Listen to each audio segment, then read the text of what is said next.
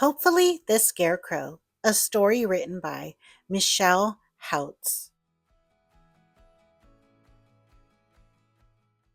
A scarecrow stood in the garden, tall, proud, smiling.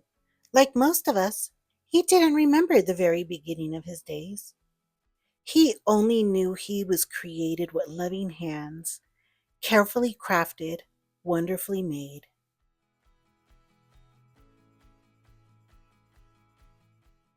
He did remember the first time she placed him on his perch.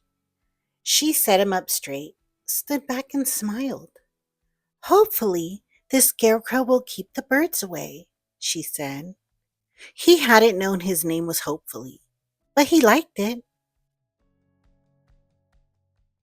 Hopefully, the scarecrow also liked stories. He couldn't read, of course, but she could.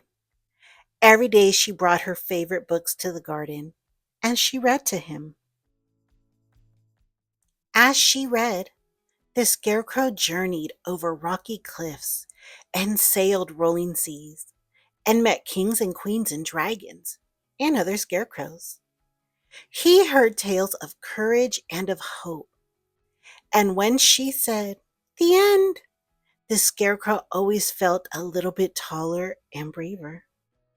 One day, just after the beans withered and the corn stalks turned brown and the air became bitty and brisk, her two sturdy hands lifted him from his perch and placed him carefully in the shed.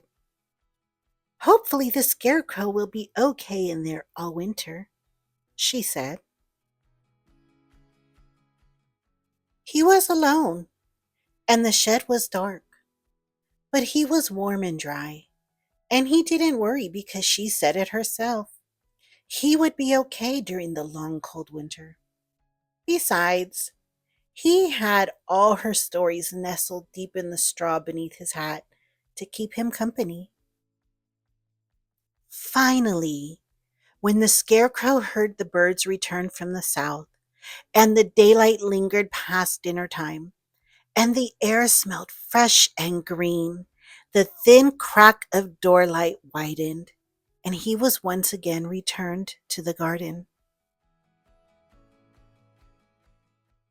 Year after year, she came and she read to him. As the books got bigger, the stories got scarier and funnier and sweeter. And year after year, just after the beans withered and the cornstalks turned brown, and the air became crisp and brisk, her two sturdy hands would lift him from his perch and place him carefully in the shed. Hopefully, I'll see you in the spring, he heard her say one fall just before she closed the doors. The next spring, after the scarecrow heard the birds return from the south, and daylight lingered past dinner time, and the air smelled fresh and green, the thin crack of doorlight widened, and two different hands placed him in the garden, where he hopefully waited. After all, she said she'd see him in the spring, but she didn't come to read to him. The next day, a soaking rain made the scarecrow's flannel drop. The thunder shook the ground beneath his wobbly legs, but he was not discouraged. Day after day, the summer sun glared, and soon the scarecrow's smile started to fade. Once a mean wind shoved him sideways and took his hat far away. Still, she did not come, and the scarecrow was lonely.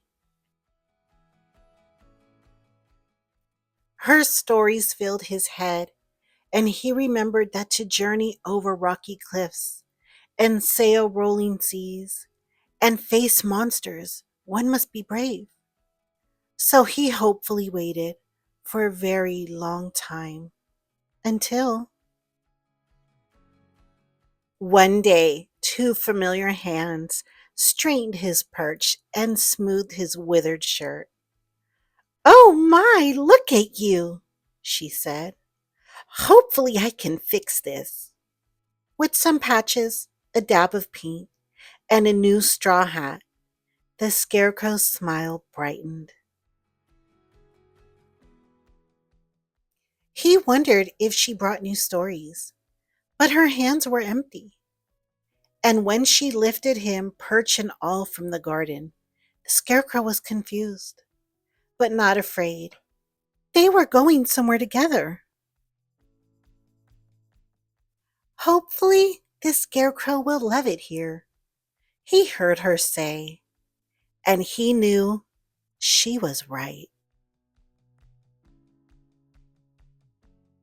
Hey, friends, I hope you enjoyed that wonderful story about storytelling. Don't forget, hit like and subscribe. Thank you.